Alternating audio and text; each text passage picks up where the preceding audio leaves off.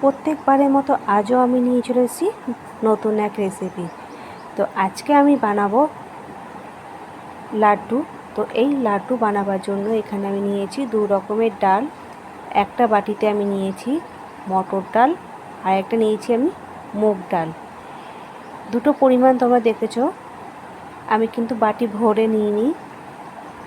বাটির মধ্যে যে দাগটা যে ছিল ঠিক তার সমানে কিন্তু নিয়েছি আমি 2 রকমের ডাল। এবার দুটো ডালকে আমি আলাদা করে গরম করে নেব, গ্যাসটাকে কিন্তু একটু কমিয়ে। আমার ভিডিও যেসব বন্ধুরা দেখছো তাদের কাছে আমার অনুরোধ যে বন্ধুরা তোমরা প্লিজ আমার পুরো ভিডিওটা তোমরা দেখে তোমরা লাইক, শেয়ার আর কমেন্ট করো।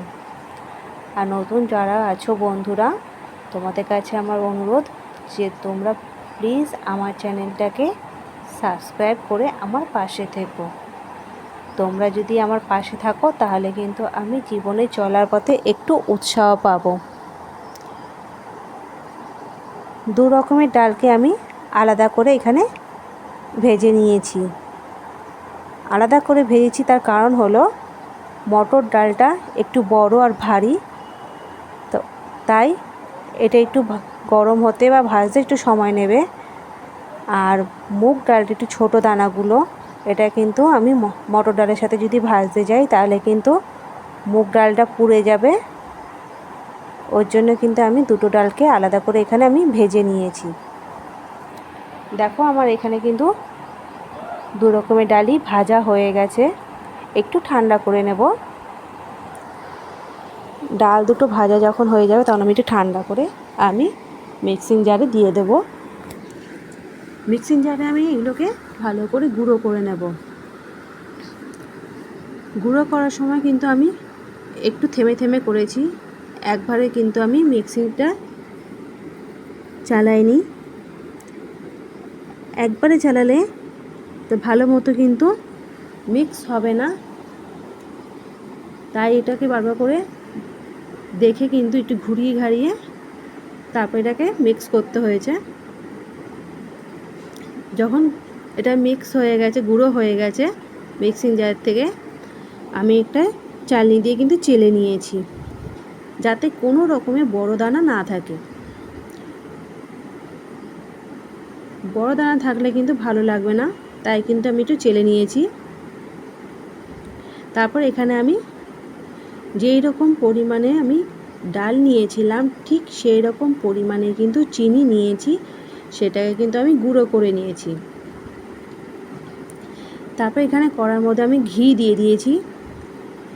ঘিটা যখন গরম হয়ে গেছে আমি তার মধ্যে দিয়ে দেব যেটা আমি গুঁড়ো করেছিলাম ডালগুলো, সেই ডালটা কিন্তু দিয়ে দিয়েছি।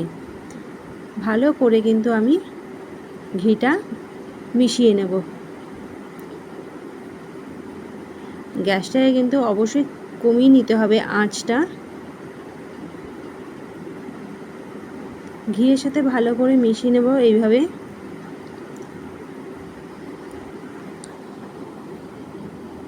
আর এইভাবে কিন্তু নাড়তে হবে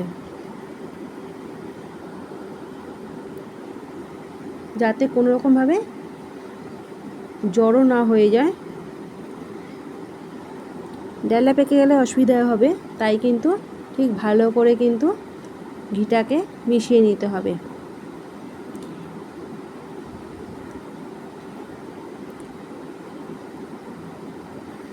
এখানে আমি ভালো করে কিন্তু মিশিয়ে নিয়েছি ঘিয়ের সাথে। ঘিটা কিন্তু আমার একটু বেশি লেগেছে, পরিমাণ একটু বেশি দিয়েছিলাম আমি। তোমরা চাইলে কিন্তু এর মধ্যে লিকুইড দুধও মিশাতে পারো, তবে আমি এখানে কোনো লিকুইড দুধ মিশাইনি, আমি পুরোটাই ঘি দিয়ে করছি। লিকুইড দুধ একটু গরম করে দিয়ে দিলে হয়ে যাবে, কিন্তু এখানে আমি কোনো লিকুইড দুধ ব্যবহার করছি না, পুরোটাই আমি ঘি দিয়ে বানাচ্ছি।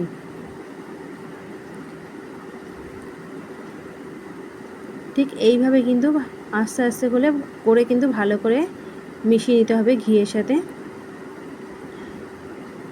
থামলে কিন্তু হবে না, তাহলে কিন্তু পুড়ে যাবে।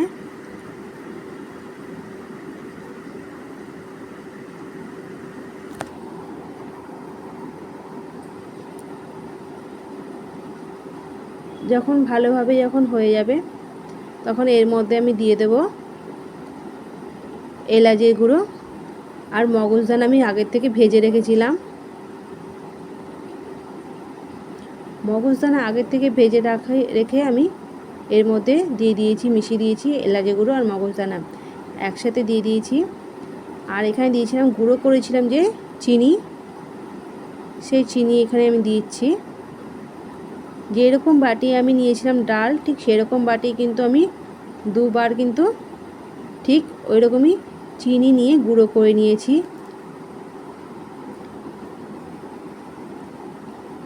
দেখো কত সুন্দর কিন্তু মিশে গেছে, ঠিক একটা ডোয়ের মতো কিন্তু হয়ে আসছে আস্তে আস্তে। ঠিক এইভাবে কিন্তু ভালো করে নাড়তে হবে। এই দেখো লাড্ডুর জন্য পুরোপুরি তৈরি হয়ে গেছে। এবার কিন্তু আমি আস্তে আস্তে করে কিন্তু হাতে ঘি লাগিয়ে আমি লাড্ডুর শেপে নিয়ে আসবো। আমি কিন্তু মাঝখানে কোনো বাদাম দিইনি, তোমরা কিন্তু বাদাম দিতে পারো। আমি এখানে দিয়েছি এলাচ, এই ভুল বললাম, কিশমিশ দিয়েছি।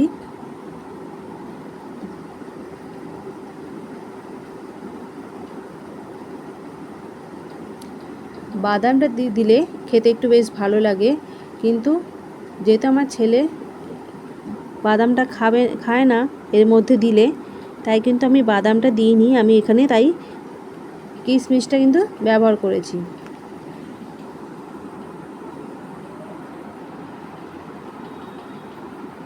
একটা জিনিস বানাবো, সেই জিনিসটা যদি ঘরের বাচ্চারা যদি না খেতে চায় বা না খেতে যদি পারে, তাহলে তো সেই জিনিসটা করে কোনো মজা নেই, তাই না?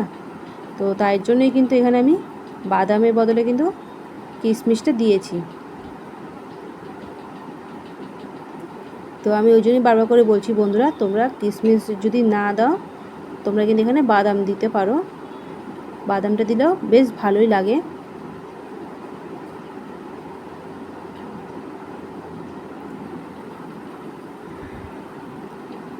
তো পুরো ভিডিওটা তোমরা আমার দেখো, দেখে আমাকে বলো যে আমার এই ভিডিও তোমাদের কীরকম লাগলো। ঠিক একটা একটা করে আমি এই রকমভাবে কিন্তু প্রত্যেকটা লাড্ডু আমি বানিয়ে নেব। দেখো তৈরি হয়ে গেছে আমার লাড্ডু বানানো। তো কীরকম লাগলো আমার ভিডিও তোমরা কিন্তু অবশ্যই আমাকে কমেন্ট বক্সে জানাও বন্ধুরা।